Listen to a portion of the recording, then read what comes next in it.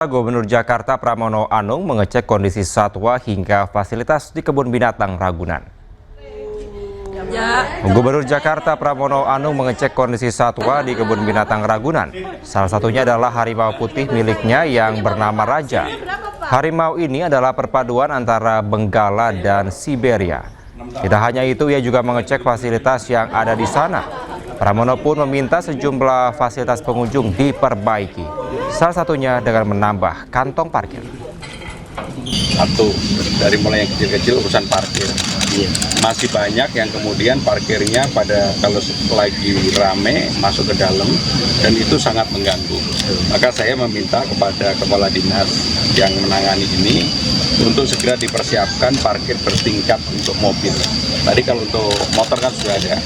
Sehingga dengan demikian dalam waktu dekat pasti akan. Nyanyikan lagu nasional PSSI akan dikenakan royalti. PSSI pun menolak untuk membayarnya.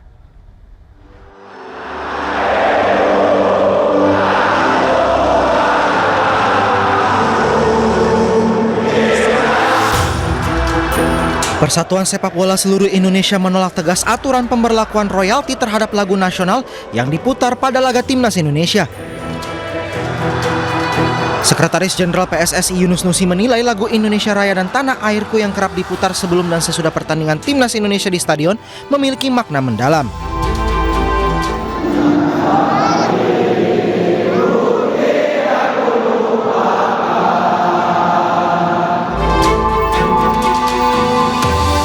Lagu-lagu kebangsaan ini menjadi perekat dan pembangkit nasionalisme serta memicu semangat juang.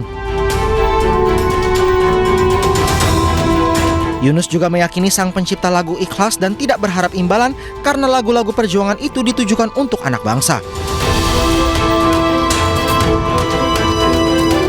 Sebelumnya, Lembaga Manajemen Kolektif Nasional memberi klarifikasi terkait royalti penggunaan lagu kebangsaan Indonesia Raya dalam acara komersial. Menurut LMKN, lagu Indonesia Raya tidak termasuk dalam kategori lagu berbayar karena telah berstatus public domain atau milik publik. Tim Liputan iNews melaporkan. Pemerintah alihkan sistem distribusi pupuk untuk petani ke Koperasi Desa Merah Putih.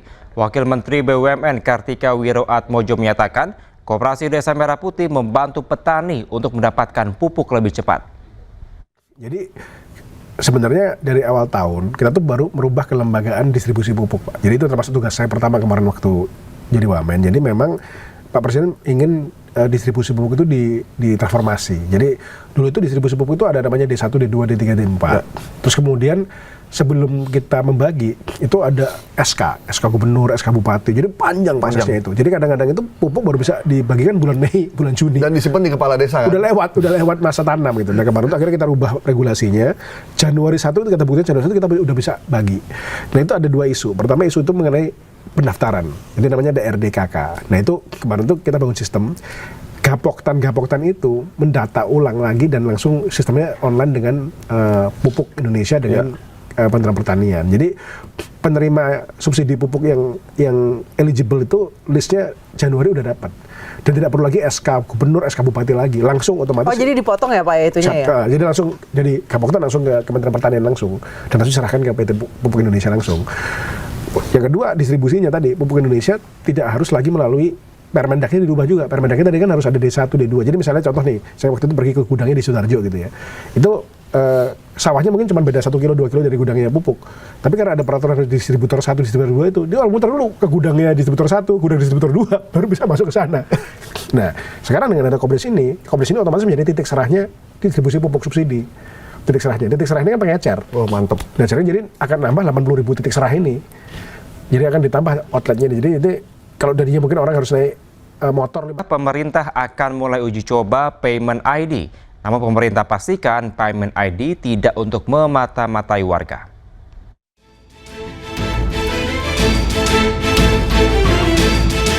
Sistem Payment ID akan menyatukan semua transaksi keuangan dalam satu identitas pembayaran yang terhubung dengan NIK dan NPWP. Meski pemerintah bisa memantau semua transaksi perbankan warganya, namun Presiden Prabowo pastikan Payment ID tidak untuk memata-matai warga.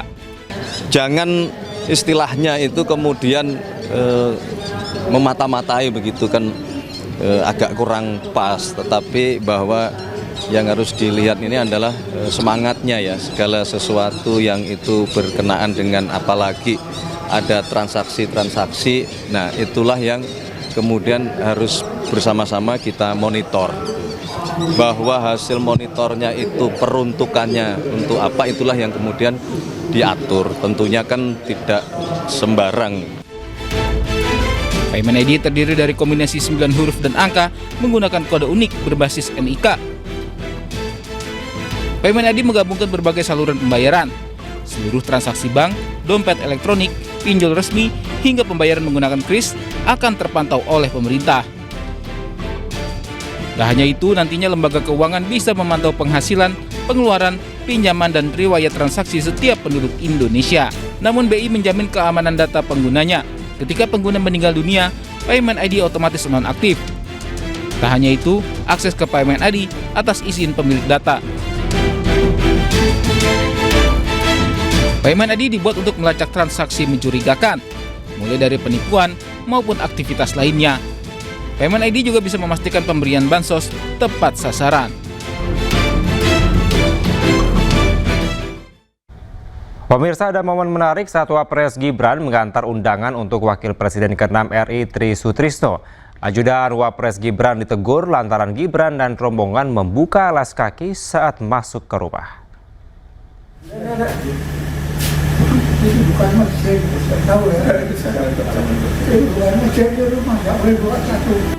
Itulah momen saat Tri Sutrisno menegur Pas Pampres. Saat itu, ia sedang mengantar Gibran ke halaman rumah. Namun, Tri melihat ternyata sejak tadi di ruang tamu, Gibran dan rombongan buka sepatu masuk ke rumahnya. Ia pun jengkel dan menegur pengawal Gibran. Menurut Tri Sutrisno, rumahnya bukan masjid hingga tak boleh buka alas kaki.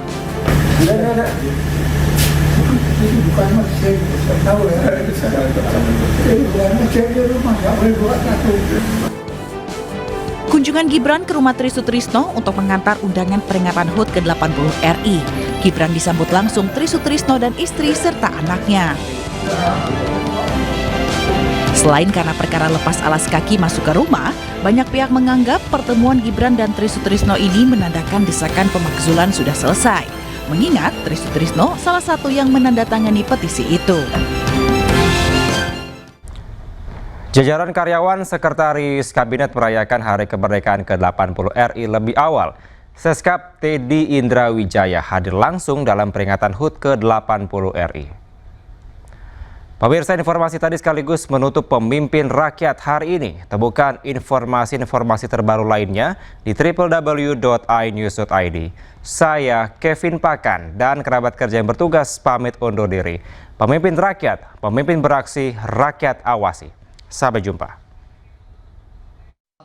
Kegiatan bekerja apapun harus gembira. Kalau prinsip saya tugas pimpinan itu 3. 1. Pekerjaan semuanya lancar. 2. Yang bekerja semuanya bahagia. Yang ketiga, semuanya sejahtera dan gembira. Kegiatan bekerja apapun harus gembira.